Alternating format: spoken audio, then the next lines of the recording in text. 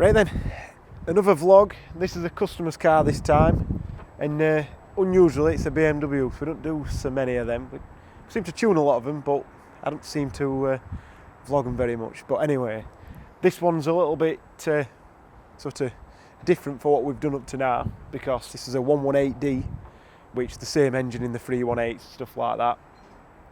This is basically a 2 litre, even though it's a 1.8, a bit weird. And the only difference between a 320 and a 118, or a 120, a 118, is the injectors.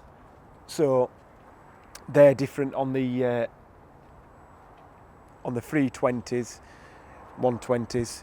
They're piezo, whereas the solenoid on the 1.8. So it's just costed a bit cheaper. Not as, I suppose the way to say it, they're not as easy to get the emissions from on a solenoid injector, at least on the older cars. The piezos, they can fire them more times and get the emissions how they want to get them with the post injections for the DPF and stuff. But in the lower horsepower models, it's not as big a deal. So you are a little bit limited. As standard, the injectors in these are absolutely tiny. They're just rubbish. So this car came to us totally standard, wanting the big turbo fitting and see what power we can get out of the standard fuel system. So we put the full 2260 kit on, which obviously you can see it's a nice tubular manifold, nice big turbo, pretty nice setup. You have to lose the airbox, which is a shame really, but put the dry filter in and away you go.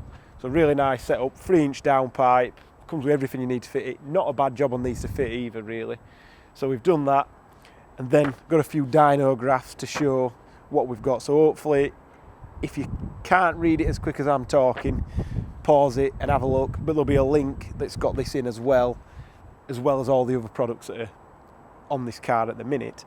But if you look here, this orange line at the bottom, that's the power and the torque that we managed to achieve with this turbo and the standard injectors. So 200 horsepower, it were absolutely balls out.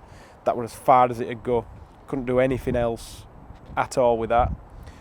So then the 209 horsepower and 330-ish foot-pounds of torque. That was a bit windy for us doing this with dynograph. That were just standard injectors and a metering valve upgrade, but because the injectors were open for so long, the injection window was so wide, things were getting a little bit hot, and the pump were just draining the rail. There weren't enough capacity in the pump to keep the rail pressure stable at them sort of durations. So then what we did, this green one here, so these weren't all completely perfectly tuned when we got them, but they're as good as we could get them in the timescales we had. We just put a big set of injectors in, but left the pump and the metering valve as it was on the previous one, and we managed to get 410 foot-pounds thereabouts and 253 horsepower, and that were quite a nice place to be. A little bit flat after sort of 3600 RPM. It'd have been nice to have got more, but if you'd added more fuel, the rail pressure just dropped again, and you couldn't get the I'm being blown over. You couldn't keep the rail pressure. So then the reason why we've got this sticking out here, this fuel rail is from a 6-cylinder, which we did this, how long we had this car for? Since the beginning of the year anyway. But we've done this before on a previous job and never liked how it behaved, but we've learnt a lot since then. So we decided to have another crack at it. But basically what we've done here, you can't see any of it, it's all hidden away at the back, but we've put all the fuel system, in essence, except the injectors, from a 6-cylinder model, which is quite a lot of people said they've done it. A lot of people chop the rail down and play around doing it that way. I'm not a big fan of doing that because I know how much pressure's in these, and you're just asking for trouble if you're doing that. Whereas blanking the ones that you're not using, the rail pressure outlets that you're not using, that's absolutely fine. And it does look a bit strange, but there's nothing else in the way here, so that works fine for what we're doing. So then we managed to get 276 horsepower and 460 foot-pound of torque, something like that. And this is all happening fairly early on, so what, 2800, 2800 for peak, which is very good. I'm going to throw that in car before it turns into nothing. So, really happy with how this has turned out. The only reason we didn't push much further, the clutch has started slipping in this, which is weird because it holds at peak torque, which is normally where clutches slip, and then as the revs increased it seemed to get worse, so we had to back it down a bit. That's why the curve weren't sort of constantly climbing. I think we're probably going to be able to get 280s, mid 280s, low 290s out of these, especially this is not in perfect condition, this car. It's done a few miles. It has had the timing chain done, which, to be fair, if you don't do that and the timing chain snaps at any point during our tuning or your use, you're on your own, because we can't guarantee the timing chains on these, but that is an engine art job to do.